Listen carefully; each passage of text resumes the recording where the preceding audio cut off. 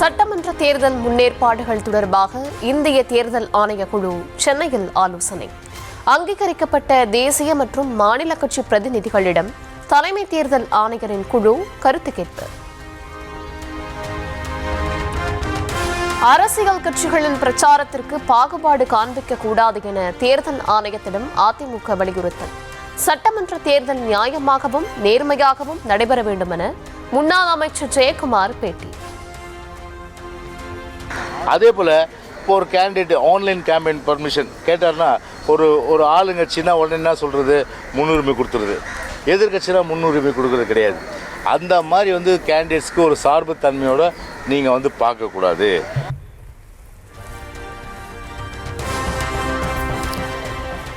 தேர்தலின் போது பயமோ பாரபட்சமோ இன்றி செயல்படுமாறு அதிகாரிகளுக்கு தலைமை தேர்தல் ஆணையர் ஞானேஷ்குமார் உத்தரவு. வாக்காளர்களுக்கு உரிய வசதிகளை செய்து கொடுக்கவும் அதிகாரிகளுக்கு முழுமையான பயிற்சி அளிக்கவும் மாவட்ட தேர்தல் அதிகாரிகளுக்கு அறிவுறுத்தல்.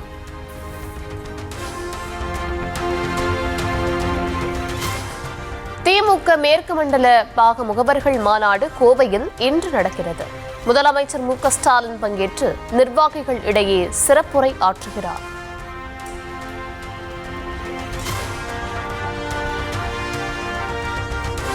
சென்னை பல்லாவரத்தில் அதிமுக பொதுச் செயலாளர் எடப்பாடி பழனிசாமி தேர்தல் பரப்புரை. எதிர்க்கட்சியான அதிமுகவை எதிர்க்கும் சக்தி ஆளும் கட்சியான திமுகவுக்கு இல்லை என விமர்சனம். ஸ்டாலின் அவர்களே வேண்டுமென்று திட்டமிட்டு ஒரு அவதூறு பிரச்சாரத்தை, ஒரு பொய்யான பிரச்சாரத்தை மாய உலகத்திலே நீங்கள் வாழ்ந்து கொண்டிருக்கிறீர்கள். ஆக உண்மையிலேயே தமிழகத்தில் நம்மை எதிர்க்கக்கூடிய சக்தி திமுகவுக்கு இல்லை என்பதை நிரூபணமாகிவிட்டது.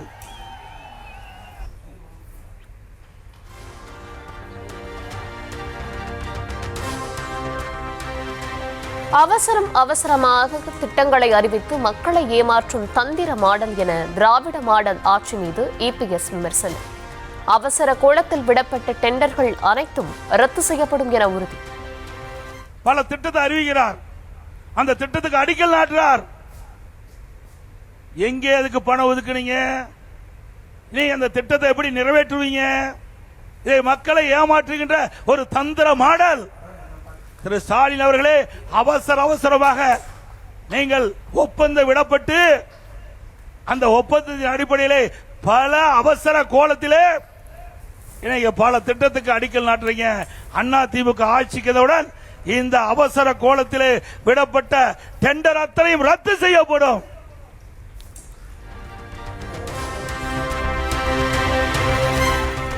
ஒருங்கிணைப்பு இல்லாத திமுக கூட்டணியில் பல பிரச்சனைகள் என இபிஎஸ் விமர்சனம். திமுக கூட்டணி பொதுக்கூட்டம் நடத்த முடியாததால் அரசு நிகழ்ச்சிகளில் முதலமைச்சர் அரசியல் கருத்துக்களை பேசுவதாக புகார். பல அரசு நிகழ்ச்சியிலே கலந்து கொள்கிறார். தமிழகத்திலே ஒவ்வொரு மாவட்டமாக போய்கொண்டிருக்கின்றார். அரசு நிகழ்ச்சி, அரசாங்க பணம், அதுல போய் அரசியல் பேசுறார்.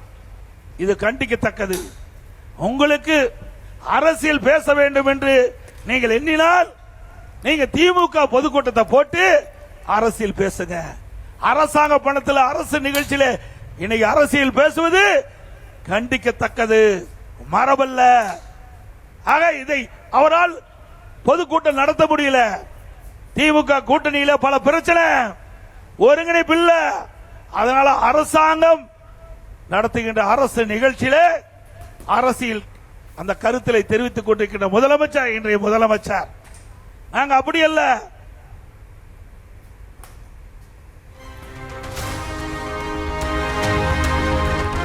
நாடாளுமன்ற நிலைக்குழு கூட்டத்தில் பங்கேற்க கனிமொழி இன்று டெல்லி பயணம். தொகுதி பங்கீடு உள்ளிட்ட விவகாரங்கள் குறித்து காங்கிரஸ் தலைமையிடம் பேச இருப்பதாக தகவல்.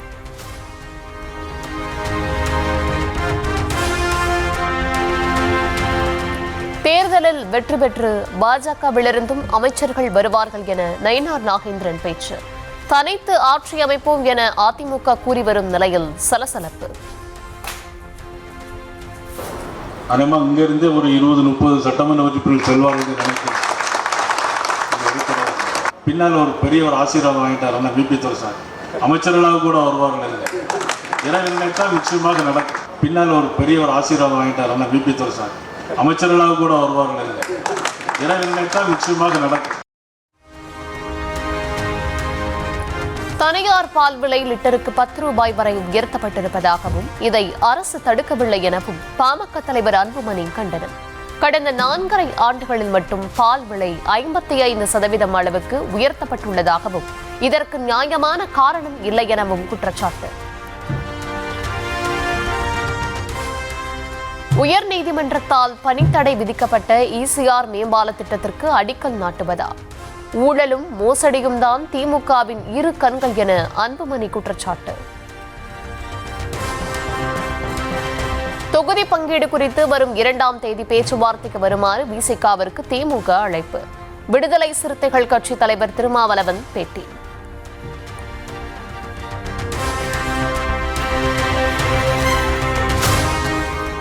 காங்கிரசுடன் தமிழக வெற்றிக் கழகம் கூட்டணி பேச்சுவார்த்தை நடத்துகிறதா என கேள்வி.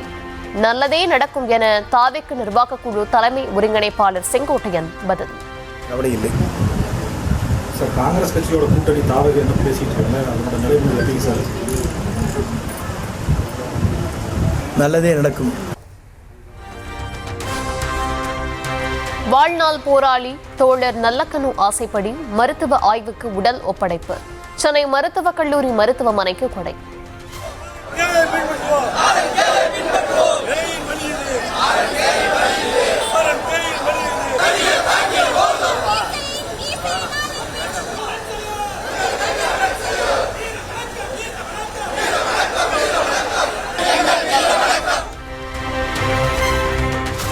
நல்லக்கண்ணு உடல் மீது மலர் வளையம் வைத்து முதலமைச்சர் மு.க. ஸ்டாலின் இறுதி அஞ்சலி. தகைசால் தமிழருக்கு வீர வணக்கம் செவ்வணக்கம் என முழக்கமிட்டு மரியாதை.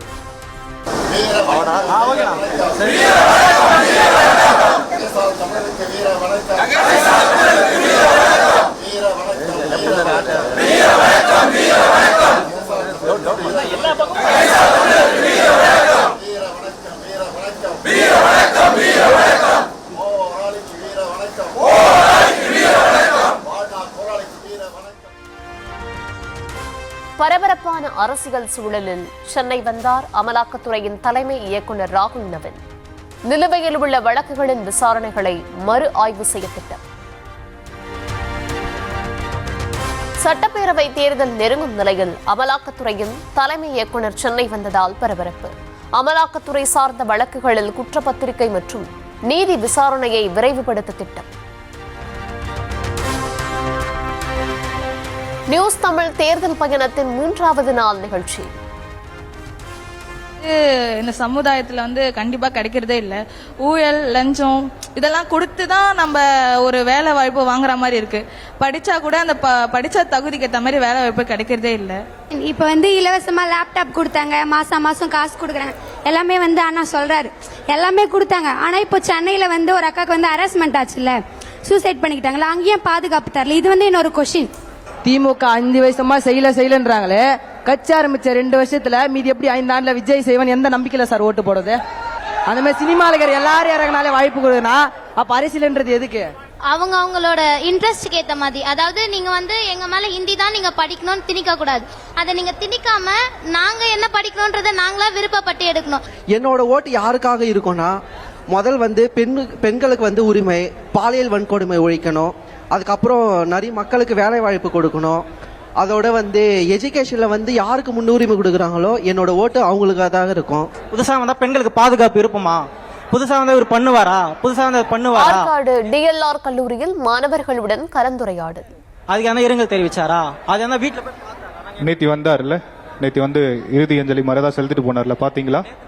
பார்த்தேன் சார். அப்போ 41 பேர் உயிரினா சார். அப்போ ஏழை தான் சார். அவங்களையும் பார்த்துட்டு போகலாம் தான் சார். என்னோட கேள்வி அதுதான்.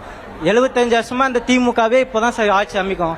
அதிமுக ஒன் வேர்ட்ல இம்பாக்ட் இருக்குமா? Yes or no? புதுசா வந்ததுக்கு இருக்காது சார் வாய்ப்பு.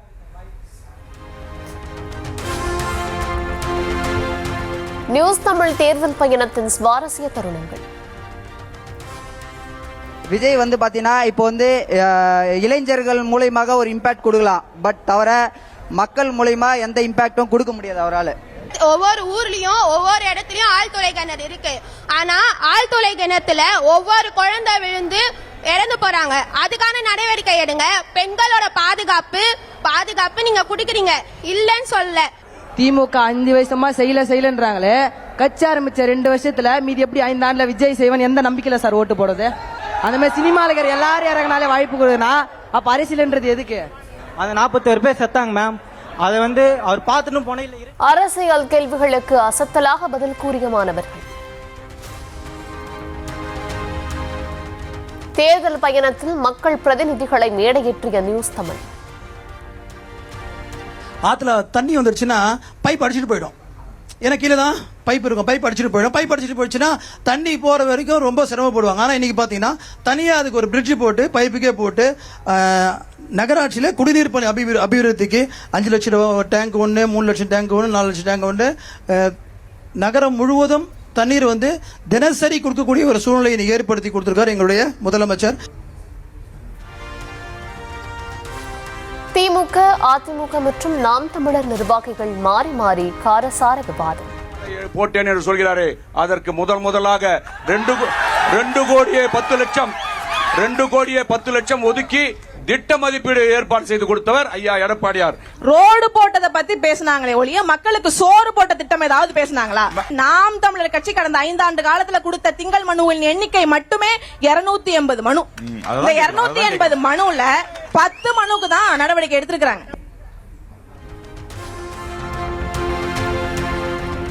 அரசியல் கட்சிகளும் மக்கள் பிரதிநிதிகளும் தங்கள் தொகுதிகளுக்கு செய்தது என்ன? நியூஸ் தமிழ் தேர்தல் பயண நிகழ்ச்சியில் அரசியல் கட்சிகளின் பிரதிநிதிகள் அனல் பறக்க விவாதம்.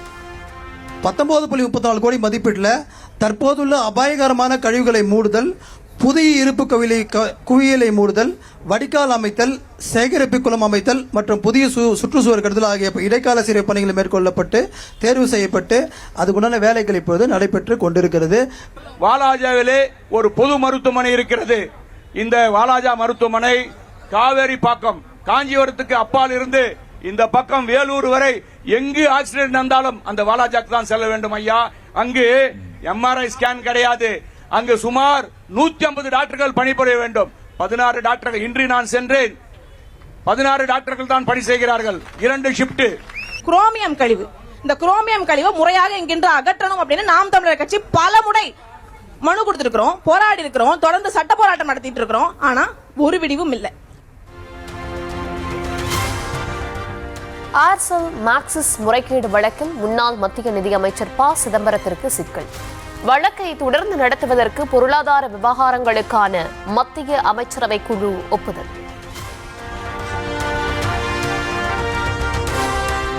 தேர்தலுக்கு முன் அரசியல் கட்சிகள் கூட்டணி அமைப்பதை தடை செய்ய கோரி சென்னை உயர்நீதிமன்றத்தில் வழக்கு.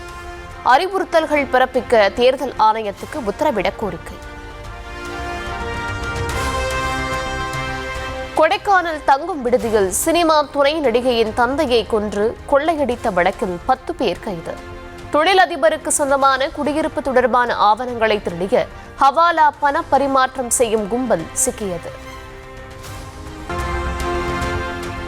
விவசாயம், தொழில்நுட்பம் உள்பட பல்வேறு துறைகளில் ஒத்துழைப்பை நீட்டிப்பது தொடர்பாக இந்தியா இஸ்ரேல் ஒப்பந்தம். பிரதமர் மோடி, இஸ்ரேல் பிரதமர் பெஞ்சமின் நெத்தன்யாகு முன்னிலையில் 16 ஒப்பந்தங்கள் பரிமாற்றம். Thank you both. And now, the Memorandum of Understanding for Development of the National Maritime Heritage Complex in Lothal will be... Israel பயணத்தை முடித்துக்கொண்டு தாயகம் திரும்பினார் மோடி. ஜெருசலேமிலிருந்து புறப்பட்ட பிரதமரை விமான நிலையத்திற்கு வந்து வழி அனுப்பினார் நெத்தன்யாகு.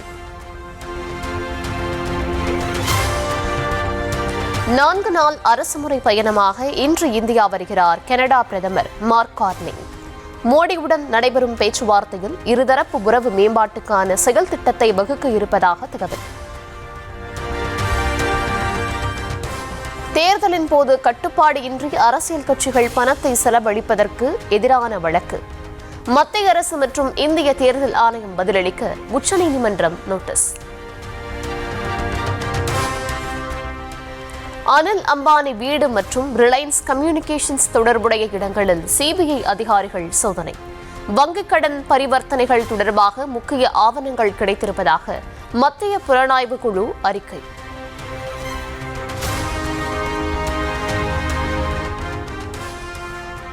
தேசியவாத காங்கிரஸ் கட்சியின் தேசிய தலைவராக தேர்வானார் சுதேந்திரா பவார். மகாராஷ்டிர துணை முதலமைச்சரான நிலையில் கட்சியின் தலைமை பொறுப்பையும் ஏற்றார்.